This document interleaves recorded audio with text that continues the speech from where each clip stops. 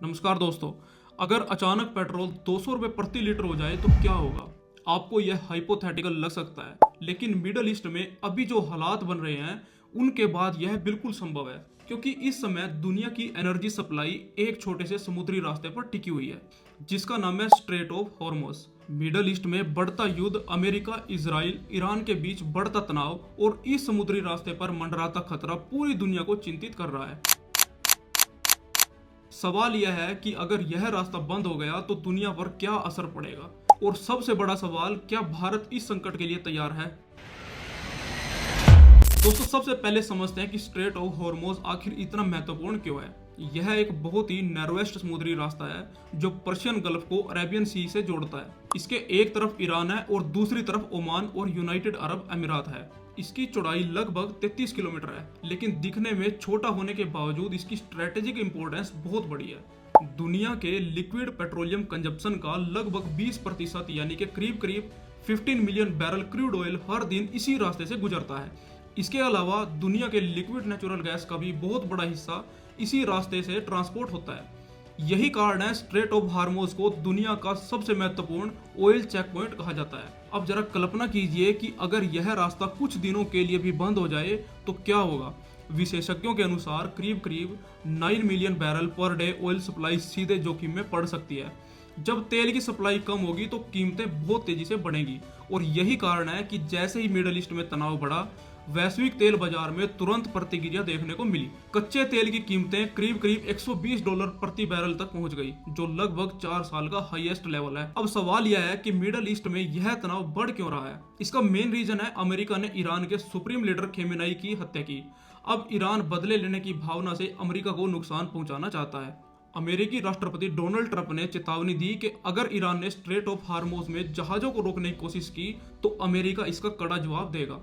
दूसरी तरफ ईरान की इस्लामिक रिवॉल्यूशनरी गार्ड कोर्प्स ने भी यही चेतावनी दी कि अगर हमले जारी रहे तो क्षेत्र से तेल के निर्यात को रोक दिया जाएगा। ईरान ने दुनिया को चेतावनी दी कि अगर यह संघर्ष इसी तरह जारी रहा तो दुनिया को कच्चे तेल के लिए $200 प्रति बैरल तक की भारी कीमत चुकानी पड़ सकती है।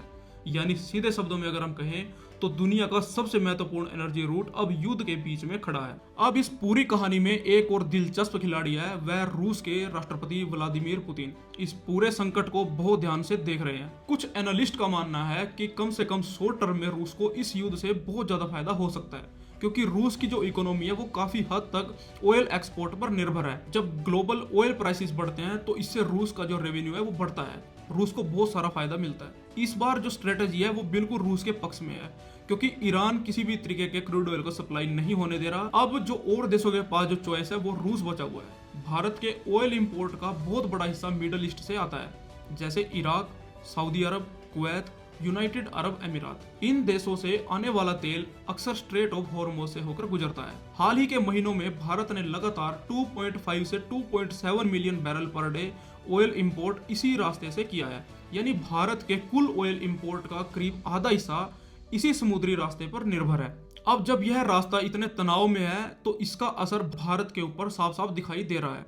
मध्य प्रदेश की राजधानी भोपाल में कॉमर्शियल एलपीजी सिलेंडरों की सप्लाई अस्थायी रूप से रोक दी गई। आमतौर पर यहां हर दिन लगभग 10,000 कॉमर्शियल सिलेंडर की खपत होती है, लेकिन कंपनियों ने फैसला किया कि घरेलू उपभोक्ताओं को प्राथमिकता दी जाएगी। इस संकट से निपटने के लिए भारत ने कई रणनीतियों पर विचार किए, जिसमें सरकार की प्राथमिकता रही कि इंडिया फर्स्ट एनर्जी पॉलिसी, यानी कि सबसे पहले देश में फ्यूल सप्लाई और प्राइस स्टेबिलिटी को बनाए रखना भारत की पहली प्राथमिकता रहेगी। भारत ने अपने तेल इंपोर्ट स्रोत 27 देशों से बढ़ाकर लगभग 40 देशों तक कर दिए।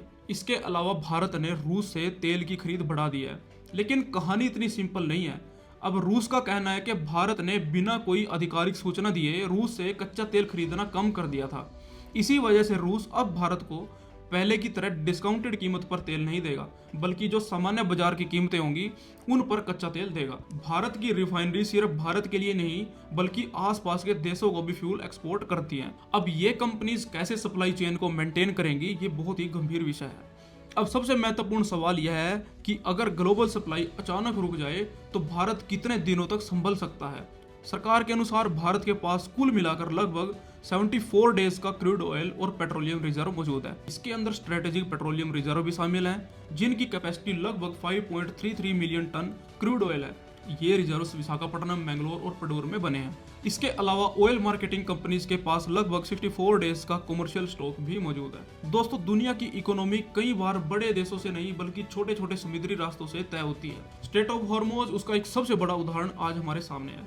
अगर यह रास्ता खुला रहा तो ग्लोबल एनर्जी सप्लाई सुरक्षित रहेगी, लेकिन अगर यह बंद हुआ तो उसका असर दुनिया के हर एक देश की इकोनॉमी पर पड़ेगा। और इसीलिए आज पूरी दुनिया की नजर इस छोटे से बेहद महत्वपूर्ण समुद्री रास्ते पर टिकी हुई है। दोस्तों, मेरे द्वारा बनाया गया यह वीडियो अगर आपको अच्छा लगा तो मेरे चैनल को सब्सक्राइब करें और इस वीडियो को लाइक शेयर जरूर करें। बहुत बहुत धन्यवाद।